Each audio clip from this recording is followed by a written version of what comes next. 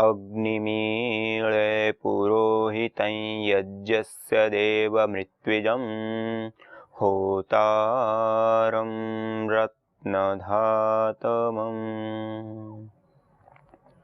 सर्वरक्षक परमपिता परमात्मा को याद करते हुए, जिन्होंने हम सबको यहाँ भेजा, हम सब के लिए अन्न, जल, फल, फूल, औषधि, वनस्पतियों से लेकर के समस्त प्रकार के ऐश्वर्य को प्रदान किया, और उसके साथ साथ हमारे जीवन के उत्थान के लिए हम अपने जीवन को पूर्णता से युक्त कर पाए, हम अपने जीवन में सुख, शांति, समृद्धि के साथ साथ हम पूर्णता को भी प्राप्त कर पाएं और इस समष्टि को भी सुंदर बना करके रखें। इसके लिए परमपिता परमात्मा के द्वारा जो प्रदत्त ज्ञान है, दिव्य ज्ञान, भागवत ज्ञान, अपौरुषेय ज्ञान, जो वेद हैं, वह हमें परमपिता परमात्मा ने प्रदान किया। तो आइए उसी दिव्य वेद वाणी का हम स्तवन करते हैं और उस भागवत वाणी का, दिव्य वाणी का स्तवन करके, उसका स्वाध्याय करके हम अपने जीवन को उसके अनुसार जी करके, अपने जीवन को वेदोक्त जी करके, अपने जीवन में वेदों को प्रतिष्ठित करके हम अपने जीवन और इस जगत में एक दिव्यता का आधान कर सकते हैं और अपने जीवन की जो पूर्णता है, जो सुख है, जो शांति है, जो समृद्धि है, उससे हम युक्त कर सकते हैं। तो आइए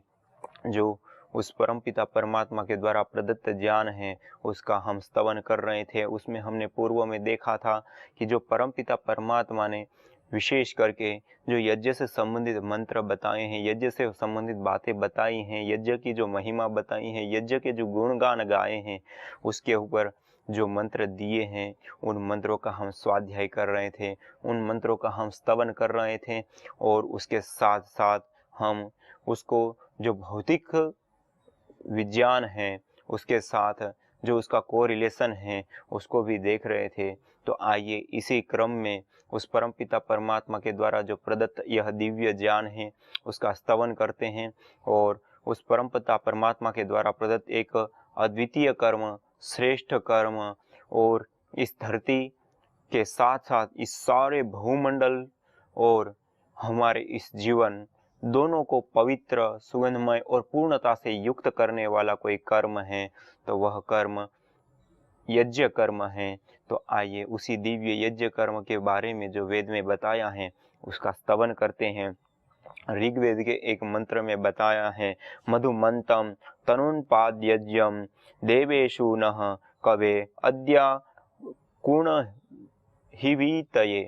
अर्थात जो हम यह यज्ञ करते हैं, हवन करते हैं, उसमें हम सुगंधित पदार्थों को डालें और सुगंधित पदार्थों को हम उसमें हवि के रूप में प्रदान करेंगे, तो उससे पैदा होने वाली, उससे उत्पन्न होने वाली जो यज्ञीय ऊर्जाएं हैं, दिव्य ऊर्जाएं हैं, वह ऊर्जाएं पवन से युक्त होकर के चारों ओर के वायुमंडल में फैल करके भूमि से लेकर के पांचों तत्वों, अग्नि, वायु, जल, भूमि इत्यादि पांचों तत्वों को पवित्र, सुगंधमय, और उसमें जो भी किसी भी प्रकार की कोई भी अशुद्धि है तो उस अशुद्धि को दूर करने का काम करके उसमें एक दिव्यता का आधान करती हैं। और उसके साथ साथ वह जो दिव्यता का आधान होता है उसके कारण जो रस पैदा होते हैं, अर्थात इस भूमि के ऊपर हम जो विभिन्न प्रकार के फल, फूल, औषधि, वनस्पति, साग सब्जियों से लेकर के जो विभिन्न प्रकार के पेड़ पौधे लगाते हैं, उन सब में जो फल आते हैं उसमें से जो रस पैदा होते हैं वह सारे रस श्रेष्ठ होते हैं, पुष्टिदायक होते हैं, संतुष्टिदायक होते हैं और हमको तृप्त करने वाले और हमारे शरीर को स्वस्थ बनाने वाले होते हैं। तो जो भी जड़ी बूटी, औषधि, वनस्पतियों को हम बोते हैं, अन्न, फल, फूल इत्यादि को प्राप्त करते हैं, वो इन रसों से युक्त हमें प्राप्त होंगे। और जब वो रसों से युक्त हमें प्राप्त होंगे तो उसका जब हम सेवन करें तो निश्चित रूप से, जैसे कहते हैं जैसा खाए अन्न वैसा होए मन, तो हमारा मन भी पवित्र होगा और हमारा मन भी सरलता से युक्त होगा, सात्विकता से युक्त होगा। तो इसलिए यह यज्ञ की जो परंपरा है वह परंपरा अद्वितीय परंपरा है। और इस मंत्र के माध्यम से जो बताए, मधुमंतम तनुन्पाद यज्ञम देवेषु नः कवे है, तो इस मंत्र के माध्यम से भी जो बताया कि हम जो यज्ञ करते हैं, उस यज्ञ के माध्यम से जो दिव्य ऊर्जाएं, यज्ञीय ऊर्जाएं, जो श्रेष्ठ ऊर्जाएं बनती हैं, वो इस वायुमंडल में फैलती हैं। वायुमंडल से भूमि को, बादल को से लेकर के सूर्य पर्यंत तक वो पहुंचती हैं। और वह जो ऊर्जाएं हैं, वह जब बादलों से युक्त होती हैं तो बारिश के साथ, वर्षा के साथ वो भूमि के ऊपर आती हैं। भूमि से युक्त हुई भूमि, यज्ञीय ऊर्जा से युक्त हुई भूमि तो पूर्व से ही है। तो जब यह सारा संयोग बनता है तो उससे जो जड़ी बूटी, औषधियाँ या अन्न हमें प्राप्त होते हैं, वो सारे रसों से युक्त होते हैं। और उन रसों का जब हम सेवन करते हैं तो हमारी बुद्धि निर्मल होती है, हमारा मन सात्विक अवस्था में रहता है। और उसके साथ साथ हमारा यह तन, हमारा यह मन, उसमें जो भी आधि और व्याधि, इन दो शब्दों का हम प्रयोग करते हैं। आधि कहते हैं मन से संबंधित बीमारी, और व्याधि कहते हैं शरीर से संबंधित जो बीमारी होती हैं। तो यह जो यज्ञ है, वह दोनों प्रकार की बीमारियों को दूर करने का काम करता है। इसलिए यह जो मंत्र के माध्यम से बताया, वह एक अद्वितीय कर्म बताया, एक अद्वितीय लाभ हमको बताया कि हम इस यज्ञ को करके अन्न, फल, फूल, औषधि, वनस्पतियां हैं, उसको भी उत्तम गुणों से हम युक्त कर पाते हैं, युक्त करने का एक साधन है। और आज वर्तमान के परिप्रेक्ष्य में हम देखें तो देश और दुनिया में जो विभिन्न प्रकार की कृषि होती है, उसमें विशेष करके जो जहरीली खेती होती है, अर्थात जिसमें यूरिया, डीएपी इत्यादि जो जहरीले खाद और इसी प्रकार से कीटनाशक इत्यादि जो जहरीली दवाइयों का छिड़काव होता है, जिसके माध्यम से वह जो पैदा होने वाली जो फसल है, वह फसल उन जहरों से युक्त हो जाती हैं। उतना ही नहीं, उसके साथ साथ हमारी जो भूमि है, वह भूमि भी बंजर बनती चली जाती है। वह भूमि में भी जो मित्र जीव होते हैं, वह नष्ट होते चले जाते हैं और भूमि भी बंजर बनती चली जाती हैं। तो आखिर हम इस भूमि को बंजर होने से कैसे बचाएं? और उतना ही नहीं, उसके साथ साथ हम अपने तन, अपने मन को भी कैसे स्वस्थ रख पाए? क्योंकि जैसा खाए अन्न वैसा होए मन। जब हम सात्विक अन्न ही नहीं खाए पाएंगे, जब हम जहरों से युक्त अन्न को खाएंगे, तो निश्चित रूप से हमारे मन के ऊपर भी उसका प्रभाव पड़ेगा। और तन तो स्थूल अन्न है और स्थूल हमारा तन है, तो वो तो उसी से ही बना है। तो निश्चित रूप से जो अन्न में जहरीले तत्व गए हैं, वो सीधे के सीधे हमारे तन में प्रवेश करते हैं। इसलिए आज आप देखिए तो जो वर्तमान में हम अन्न खाते हैं, वह अन्न बहुत बड़ी मात्रा में पेस्टिसाइड इत्यादि जो जहरीली दवाइयाँ और खाद इत्यादि हैं, उसके माध्यम से इसको पैदा किया जाता है। और उस अन्न को खा करके आज लाखों करोड़ों लोग विभिन्न प्रकार की बीमारियों से युक्त हो गया है, जैसे डायबिटीज, बीपी या हार्ट की प्रॉब्लम, किडनी से संबंधित प्रॉब्लम, लिवर से संबंधित प्रॉब्लम से लेकर के मोटापा से लेकर के ऐसी कुछ ऐसी बीमारियां हैं जो हर दूसरे तीसरे घर में आपको कोई ना कोई इसमें से बीमारी मिल जाएगी। और इतना ही नहीं, WHO के आंकड़े देखें तो भारत में इतनी बड़ी मात्रा में कैंसर की मात्रा बढ़ रही है कि हम कल्पना नहीं कर सकते। लाखों लाखों लोग कैंसर के रोग से युक्त हो जा रहे हैं, लाखों लोग मृत्यु को प्राप्त करते हैं कैंसर के कारण। और उतना ही नहीं, उसके साथ साथ पूरी दुनिया में तो और भी कई सारे देश, अमेरिका आदि में फैला हुआ है। और पूरे विश्व का सरेराश आंकड़ा है कि हर 8 व्यक्ति में एक व्यक्ति की जो मृत्यु है, वह कैंसर के कारण होती है। तो आप विचार कीजिए, यह कितना बड़ा आंकड़ा होगा जो कैंसर के कारण लोग मरते हैं। और उतना ही नहीं, यह कैंसर तो एक रोग है, इससे अतिरिक्त जो बीपी की प्रॉब्लम, शुगर की प्रॉब्लम, मोटापा की प्रॉब्लम, लिवर, हार्ट इत्यादि की प्रॉब्लम, कितनी बीमारियां पैदा हो रही हैं। और इसी समस्याओं को आज 30 से 50 साल पूर्व में जाकर के देखिए, अपने माता पिता से पूछिए, अपने दादा दादी से पूछिए, जिन्होंने 50 साल पहले की जो फसलें देखी है, खाई है, उस समय उनके परिवार में कितने लोग बीमार होते थे। शायद ही कोई व्यक्ति उस समय हॉस्पिटल में दाखिल किया जाता होगा, शायद ही कोई व्यक्ति उस समय हार्ट अटैक इत्यादि कोई बीमारी से अटैक, वैसे तो लोगों को पता ही नहीं था उस समय कि कैंसर क्या होता है, बीपी की प्रॉब्लम क्या होती है, या ये सारी जो बीमारियां जो थी आज हम प्रचलित देखते हैं, वो उस समय एक नागण्य मात्र थी। और आज वो बहुत आयत में पैदा हो गई हैं। और उतना ही नहीं, उस समय जो हमारे पास टेक्नोलॉजी थी, उस समय जो पढ़े लिखे डॉक्टर थे, वो भी तो हमारे पास न्यून थे। उस समय हॉस्पिटलें भी तो कम थी, संसाधन भी कम थे,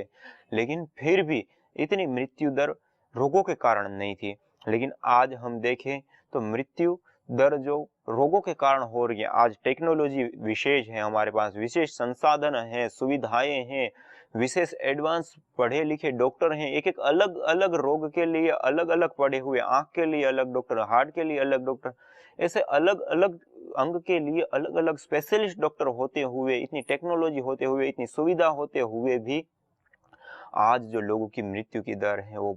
बीमारियों के कारण बढ़ती चली जा रही है। लोग मृत्यु के शिकार बनते जा रहे हैं। आखिर इसका कारण क्या है? हम जिस अन्न को ग्रहण कर रहे हैं, जिस आहार को ग्रहण कर रहे हैं, उस आहार में ही जहर घुल चुका है। इसके लिए हमें उस जहर को हटाना पड़ेगा, अर्थात ऑर्गेनिक कृषि की ओर हम आए, जो पारंपरिक कृषि व्यवस्था है उस कृषि की ओर आए, उस कृषि को हम अपनाएं और उससे पैदा हुआ जब हम अन्न खाते हैं तो निश्चित रूप से कल्याणकारी होता है। और इतना ही नहीं, अभी जो वर्तमान में जो अनुसंधान हुए, उन अनुसंधानों से भी यह पाया गया है कि जो अन्न गाय का गोबर इत्यादि से जो ऑर्गेनिक रूप से, पारंपरिक रूप से जो खेती करके पाया गया, वह अन्न इतना ज्यादा पौष्टिक, उतने सारे उसमें गुण हैं कि जो हमारे शरीर के लिए आवश्यक है, उन सारे गुणों की वो पूर्ति कर देता है। लेकिन जब हम खाद जो जो यूरिया, डीएपी आदि खाद हैं या जहरीली दवाइयां हैं, इसके माध्यम से जो पैदा हुआ अन्न है, उसकी जो क्वालिटी है वो बहुत डाउन है, और यहाँ तक कि उसके अंदर इतने पोषक तत्व भी नहीं है कि हम अपने शरीर की आवश्यकता को पूरा कर पाए। इसीलिए क्या होता है, हम अन्न तो खा रहे हैं, लेकिन अन्न को खाने के साथ जो उससे हमको प्राप्त होना है, न्यूट्रिएंट्स, माइक्रोन्यूट्रिएंट्स, विटामिन इत्यादि चीजें, वह हमको प्राप्त नहीं होती और फिर हम बीमार होते, उनकी डेफिशिएंसी होती है और हम बीमार हो जाते हैं और उसकी फिर गोलियां खाते हैं, दवाइयां खाते हैं। तो यह एक समाधान नहीं है, अपितु समाधान है कि हम फिर से अपनी जो ऋषि संस्कृति है, वैदिक संस्कृति है, भारतीय संस्कृति है, जो हमारी मूल परंपराएं हैं, जो पारंपरिक कृषि व्यवस्था इत्यादि हैं, उनके साथ हम युक्त होवे। और जैसे हमने पहले पूर्व में भी देखा था कि जो यज्ञ की राख होती हैं, यज्ञेन भस्मेण भूमि पूर्यताम, अर्थात हम जो यज्ञ की जो भस्म है, राख है, उसके माध्यम से हम भूमि को आपूरित करें, और उससे हम आपूरित करेंगे तो वह जो भूमि है बहुत ही उर्वरक बन जाती है, बहुत ही ज्यादा पोषक तत्वों से युक्त हो जाती है, मित्र जीवों से युक्त हो जाती है, और वह खेती जो बंजर बिल्कुल हो चुकी होती है, उस भूमि में भी जब इस यज्ञ की राख को डाला जाता है तो वह बंजर भूमि भी फलद्रुप बन जाती हैं, वह भी अच्छी बन जाती हैं। और इतना ही नहीं, इसके लिए कई सारे अलग अलग भारत में ही अनुसंधान हुए हैं, और भारत के बाहर जैसे अमेरिका में तो इस अनुसंधानों के ऊपर पहुंची, और वहां पे तो अग्निहोत्र यूनिवर्सिटी के नाम से पूरी यूनिवर्सिटी का निर्माण हो चुका है, जहां पर इस विषय को लेकर के एक बहुत व्यापक रूप से इसके ऊपर काम हुआ है कि जो हम राख को प्राप्त करते हैं, उस राख के माध्यम से हम भूमि को किस प्रकार से उर्वर बना सकते हैं, और बंजर से बंजर जो भूमि होती है, उस बंजर से बंजर भूमि को भी हम सुरक्षित कैसे वापस कर सकते हैं, वापस फलद्रुप कैसे बना सकते हैं। और उतना ही नहीं, उसमें जो पैदा होने वाले जो अन्न, फल, फूल, औषधि, साग सब्जियां हैं, वह भी गुणवान, और हमारे शरीर के लिए जो अपेक्षित जो न्यूट्रिएंट्स, माइक्रोन्यूट्रिएंट्स से लेकर विटामिन इत्यादि सारी चीजों को वो कैसे हमको प्रदान कर सकता है, उसके लिए जो तत्व कोई आवश्यकता है, वो सारे तत्वों से युक्त अन्न, फल, फूल, औषधि, वनस्पतियां उस भूमि में पैदा होते हैं। तो इसी भूमि की शक्ति भी बढ़ाने का काम यज्ञ करता है, हवन करता है, अग्निहोत्र करता है। और हमने जो पूर्व में देखा भी था कि यह जो यज्ञ है, वह यज्ञ केवल मात्र इस वायुमंडल को शुद्ध करने का ही नहीं, अपितु इस वायुमंडल में शुद्धता के साथ साथ इस भूमि को भी शुद्ध करने का एक अद्वितीय कार्य करता है। और जस्ट उसी प्रकार से जैसे भूमि का शोधन होता है, वायु का शोधन होता है, इन दोनों में शुद्धता आती है, उसी प्रकार से जो जल है, पानी है, वह पानी को भी शुद्ध करने का काम यह यज्ञ करता है। और इसके लिए एक दो ही नहीं, कई सारे अलग अलग जगहों पे अलग अलग कई सारे अनुसंधान हो चुके हैं, और उन अनुसंधानों से यह प्रूव हो चुका है कि जो पानी है, जल है, उस जल को जब हम यज्ञ अग्नि के आसपास में, मानी यज्ञ के आसपास में जो भी जल रखा जाता है, उस जल में जो बैक्टीरिया का लेवल है वो कम हो जाता है, उस जल के अंदर जो भी हानिकारक तत्व हैं वो नष्ट हो जाते हैं और पोषक तत्वों के साथ साथ रोग निवारक तत्वों का उसमें उभार हो जाता है, बढ़ जाते हैं। और उतना ही नहीं, उससे अतिरिक्त जो पानी है, जल है, उसका स्वाद, टेस्ट तक बदल जाता है। मैं तो अभी कुछ समय पूर्व एक बार भोपाल में गया, मध्य प्रदेश में। वहां पर एक आश्रम में जब मैं गया तो वहां पर वहां का जो पानी है, वह पानी भूमि से जो निकालते हैं वो बहुत ही खारा पानी था, वैसे पिया ही नहीं जाता ऐसा पानी था। लेकिन वहां के वह लोग इस बात से बिल्कुल अवगत हैं और इसका प्रयोग भी करते हैं कि जो भूमि से उन्होंने पानी निकाला, उस 5 से 7 लीटर पानी में वो 1 चम्मच यज्ञ की भस्म को छान करके फिर डाल देते हैं और हिला देते हैं शाम को, और सुबह तक उस पानी को रहने देते, तो सुबह तक में वह जो राख है वो नीचे बैठ जाती है। उसके बाद वह जो पानी है ऊपर से ले लेते हैं, छान लेते हैं और उस पानी का वो प्रयोग करते हैं। और निश्चित रूप से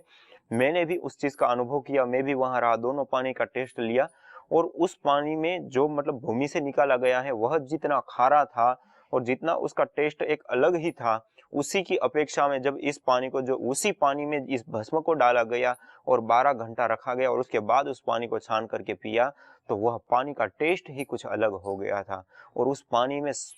पूरी तरह से मतलब एक अलग ही स्वाद आता था। तो इस पानी में और उस पानी में बहुत बड़ा अंतर हो गया, उसका जो खारापन है वो हट गया, उसमें मीठापन आ गया।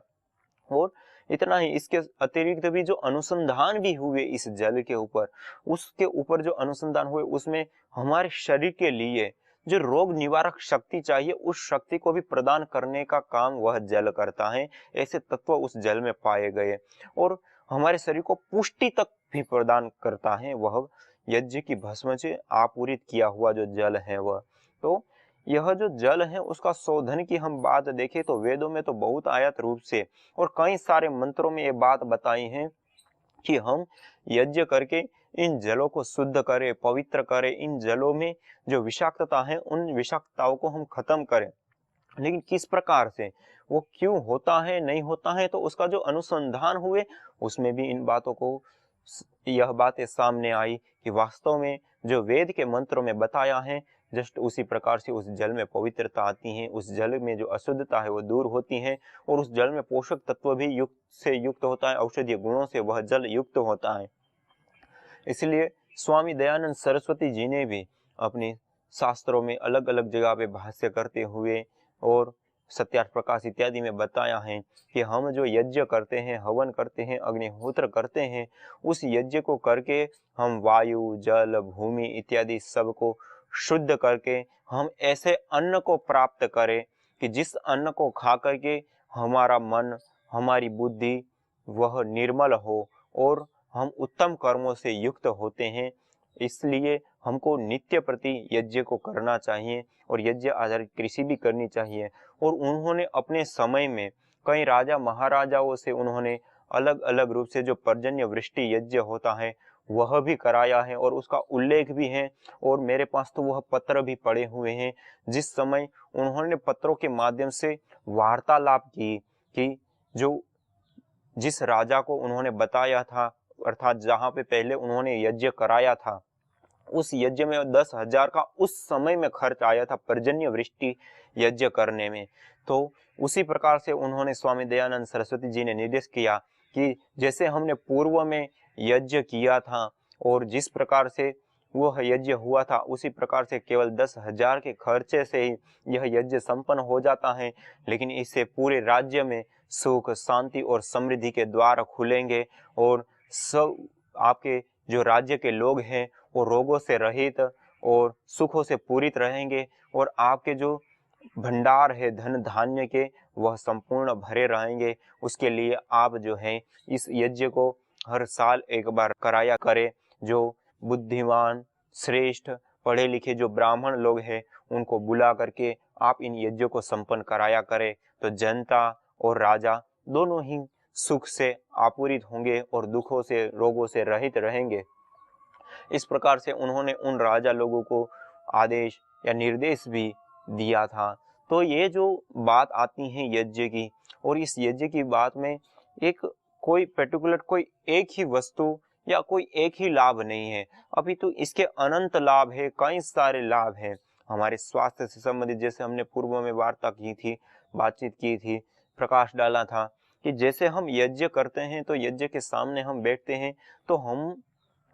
उस अग्नि के जो संसर्ग में आते हैं, अग्नि के संपर्क में आते हैं, अग्नि के सामने रहते हैं, तो उस यज्ञाग्नि से निकलने वाली जो दिव्य ऊर्जाएं हैं, वह ऊर्जाएं हमारे तन में पूरी तरह से प्रविष्ट होती है। हमारे तन में जो रोवे रोवे से वो हमारे पूरे शरीर का शोधन करती है, श्वास के माध्यम से हमारे शरीर में प्रवेश पाती है और श्वास के माध्यम से लंस, लंस से खून में और खून के माध्यम से पूरे शरीर में वो प्रविष्ट हो जाती है कुछ ही काल में। तो हमारे पूरे शरीर का भी शोधन करने का काम, पूरे शरीर को पुष्ट करने का काम, और पूरे शरीर में किसी भी प्रकार की कोई अशुद्धि है, किसी भी प्रकार के कोई रोग है, जीवाणु है, कीटाणु है, बैक्टीरिया है, या जो भी हानिकारक तत्व हैं, उसको नष्ट करके आरोग्यता को प्रदान करने का काम यज्ञ की ऊर्जा करती हैं। और उसके साथ साथ हमारा जो यह इन्वायरमेंट है, जो वातावरण है जिसमें हम श्वास ले रहे हैं, जिसमें हम सुबह से शाम तक जी रहे हैं, वह वायुमंडल भी इस यज्ञ को करने से शुद्ध होता है, पवित्र होता है। और इसमें जो भी विषाक्तताएं आज घुल चुकी हैं, वह विषाक्तता भी इस यज्ञ के माध्यम से दूर होती हैं। तो ये एक बहुत बड़ी बात है कि आज पूरा विश्व जिस बात से चिंतित है, वायु प्रदूषण, ग्लोबल वार्मिंग, ओजोन परत का क्षरण, तो ये जो वैश्विक समस्याएं जो बन चुकी हैं, जो एक बहुत बड़ी चिंतनीय समस्याएं बन चुकी हैं, उसका भी एकमात्र समाधान आज हमारे सामने है, वह है यज्ञ। तो आइए ऐसे दिव्य भागवत कर्म यज्ञ को अपनाएं और अपने जीवन के साथ साथ इस जगत में भी दिव्यता का आधान करें और अपनी जीवन की पूर्णता के साथ साथ इस जगत में भी दिव्यता को फैलाए। आज इतना ही। इसी के साथ ओम शांति शांति शांति ही।